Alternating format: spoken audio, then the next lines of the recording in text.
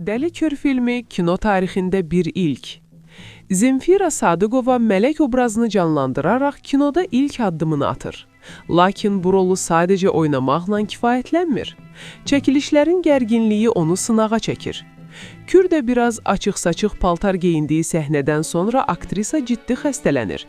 Hətta at səhnəsində yıxılaraq xəsarət alır.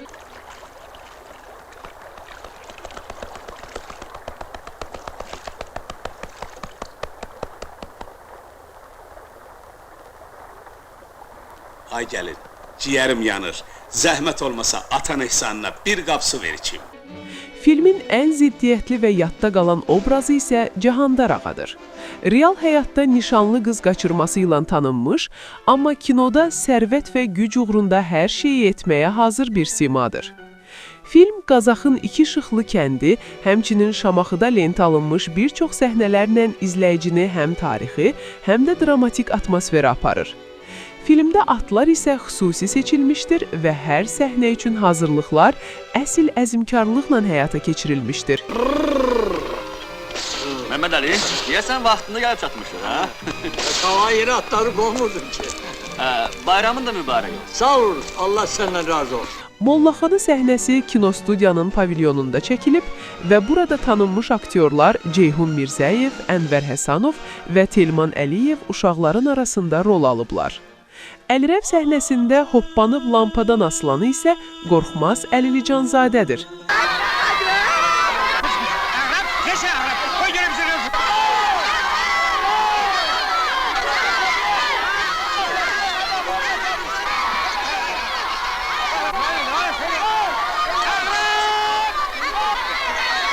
Elə bu səhnədə İsmail Şıxlının oğlu Elçin Şıxlı da iştirak edir.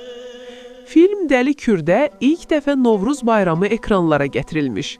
Papaq atmaq, yumurta döyüşü kimi milli adətlər kino dili ilə təsvir olunmuşdur. Hətta bu səhnələr Moskvada da böyük maraqla qarşılanıb.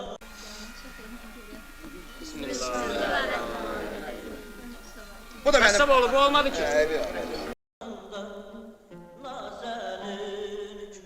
Filmin ən qalmaqallı səhnəsi isə Mollaxanadakı rəqs səhnəsidir. Burada din xadimlərinin din adı altında törətdiyi yaramazlıqlar açıq şəkildə nümayiş olunur.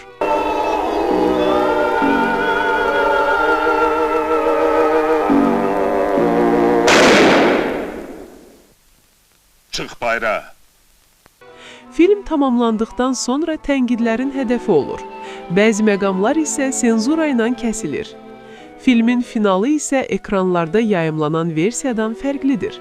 Cahandar ağa sərvətini mənimsədiyi üçün Qazaxlar onu arxadan güllələyir.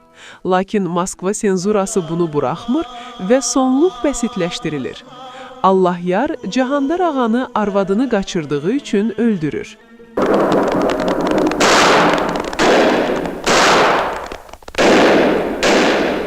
Əhməd, keç qapıya.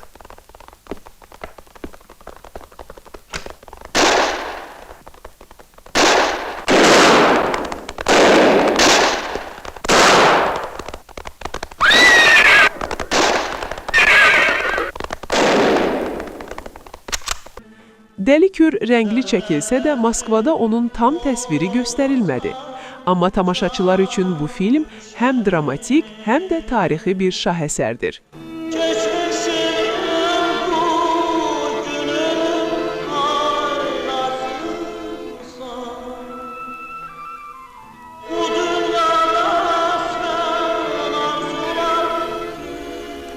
Bunun tayyanı. Ağa tayı Ölüb, çöp oyağını özün olsaydı belə baxmazdın.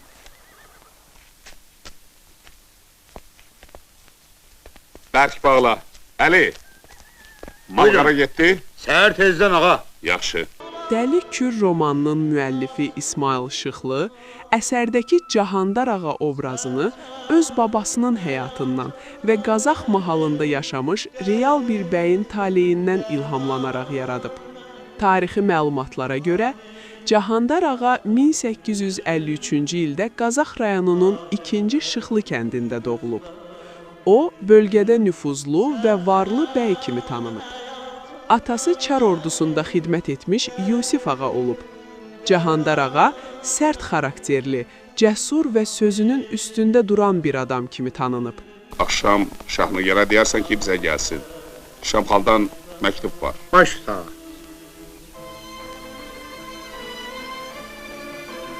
Bəzi məlumatlara görə 1910-cu ildə Kür çayı yaxınlığında baş verən hadisə zamanı Rus əskərləri ilə qarşı durmada güllələnərək öldürülüb.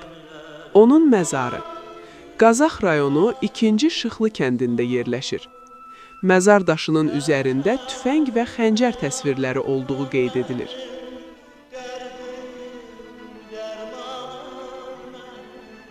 Mənim yeganə bir oğlum, mənim öz yanımda olmalıdır. Uşağı aparacağım. Əgər o getmək istəməsə onda necə? O, mənim sözümlə çıxmaz. Xahiş edirəm, çağırtdırın. Tarixçilər bildirir ki, romandakı hadisələrin hamısı real deyil. Məsələn, romanda Cahandar ağanın ölümü başqa cür göstərilir.